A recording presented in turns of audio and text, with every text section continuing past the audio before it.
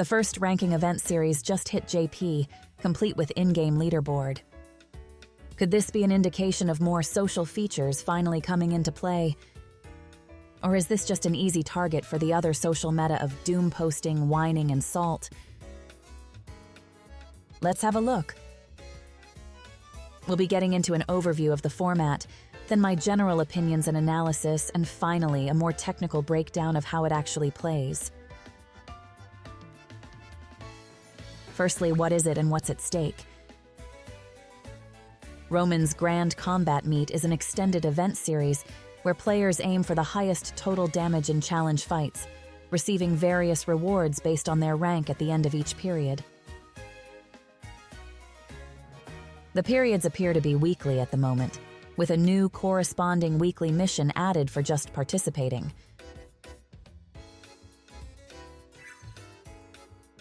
The ranking tiers and rewards look like this.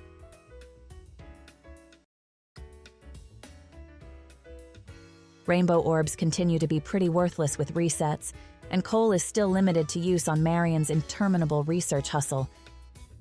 And though an extra up to 5 to 6 days worth per week doesn't hurt. So that leaves the flex emblems and event currency as the main relevant rewards.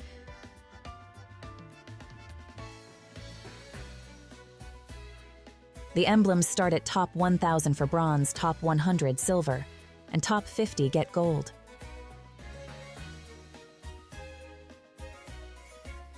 And the ones for the current period give 4, 8, or 16% attack item / damage, which should be additive with other item damage effects, and isn't a stat anyone particularly cares about regardless.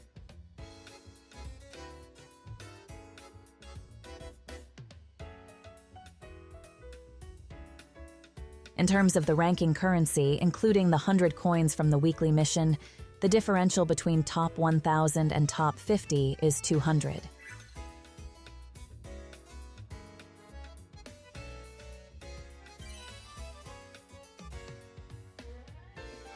The current shop only has 3 items, with only the memory fragment for 5k coins being unlimited quantity.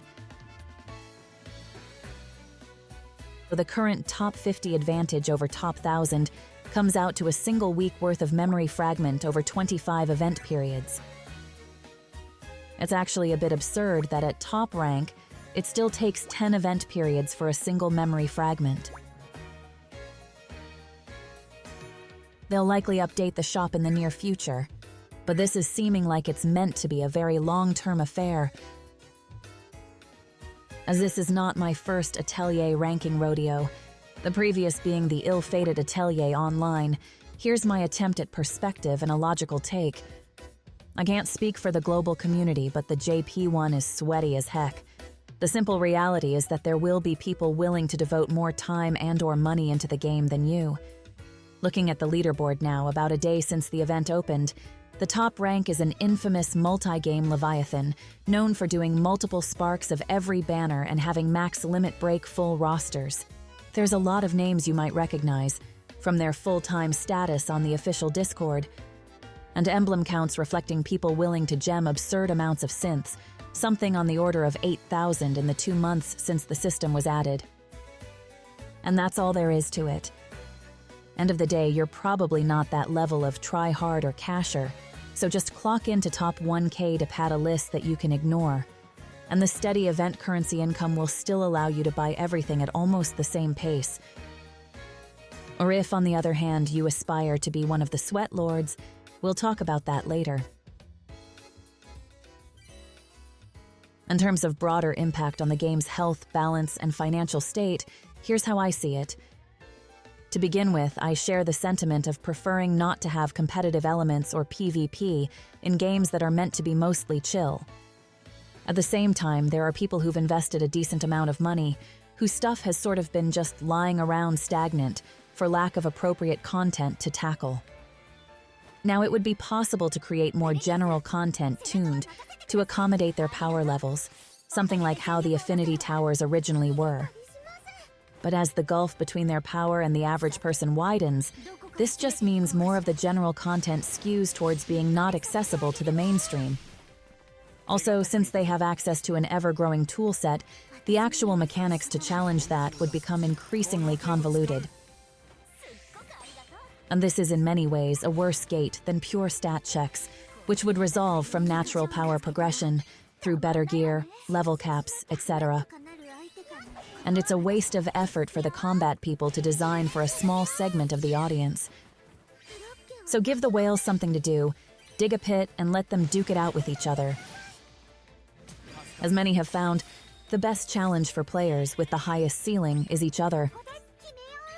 As for how this will affect the game's financials, revenue-wise, I think the main impact will be as a driver for min-max synths by people in the top 100 trying to edge each other out. Synth Gatch is the true infinitely deep abyss/gem sink, so it's not hard to imagine people throwing a lot chasing the flavor of the week optimal recipe. Banner-wise, the current period's attribute aligns with the banner characters for the latest chapter, that being the only banner running at the moment. But that's more bait than anything, and the new characters don't offer an advantage over older ones. From a player recruitment and retention angle, we already mentioned how it gives current high-end players something to be occupied with. On the flip side, some people will understandably be turned off by the whole notion of ranking, and whether that's a worthwhile trade-off is something left to the devs to determine with their metrics. On the new player front, while a new competitive mode in a fairly decent game might be appealing to some paid players, I think the heavy time gating is a steep barrier to entry, and so for better or worse, they're probably not pulling in any sharks that would shake up the current dynamic. Anyway, that's my take on all this. Hope that speaks to some people's concerns. TLDR, the top-end players needed something to do, and this provides it without making any main content or balancing decisions tailored for the minority. The difference in the relevant rewards within the top 1,000, outside of the flex emblems, is pretty minimal, taking dozens of events to actually translate into anything. Keep the knee-jerk reactions in check and wait to see where things settle, especially since the initial rush is probably a poor representation of the steady state after the fresh hype wears off. With that business out of the way, it's finally time for some technical stuff. The basic objective of the events is to rack up the highest total damage over a limited number of turns.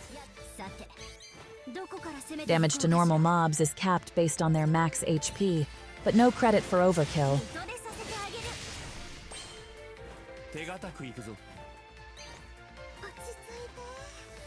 For the highest level tier, certain special mobs will have infinite health, serving as your score piñata to beat on after clearing the fixed health trash.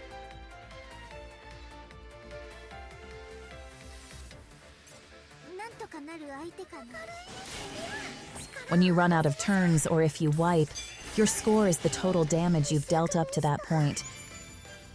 It's a pretty straightforward system, but with a bit of a different win condition than the usual score battles that prioritize hitting set damage targets in a low number of turns.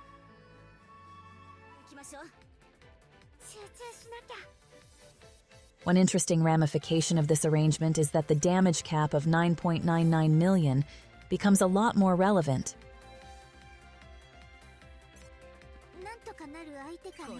It's not enough to maximize damage for a single hit, and the current top score somehow fits over 6 max hits worth of damage against the boss in 40 turns. With the current enemy set, since there's only one infinite HP target, AoE is also not very useful, to the detriment of the current banner attacker with AoE burst. Overall, I think it's potentially an interesting puzzle of trying to figure out the proper comps and sequences, assuming you have access to the necessary pieces in the first place. While the current enemies are designed to not have resistance to off attributes, the focus attribute still has effectively a 2x multiplier, a hard advantage to surmount. And the meta continues to revolve around specific optimal units for now. Going forward, 2 main changes that would be nice would be, first, More individual target milestones to encourage players to attempt the challenges on their own, outside of the framework of comparing between each other. And second, accommodating more varied approaches rather than something basic like an attribute skew. This could be accomplished through the stage conditions, kind of like how tower floors or dungeons are designed, and I expect things to go in that direction once everyone is warmed up.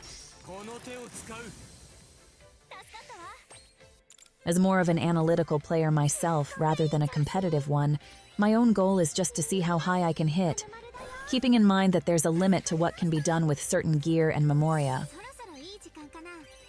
I do have access to most characters at least, so I have more latitude than average to experiment with different setups, and that's enough to give me something to tinker with in the lulls between content updates. It would be nice to land at least silver, but as mentioned earlier, JP is pretty hardcore and there are more whales than I thought, which is probably not bad for keeping the game alive. I also need to hit these damn crit rolls.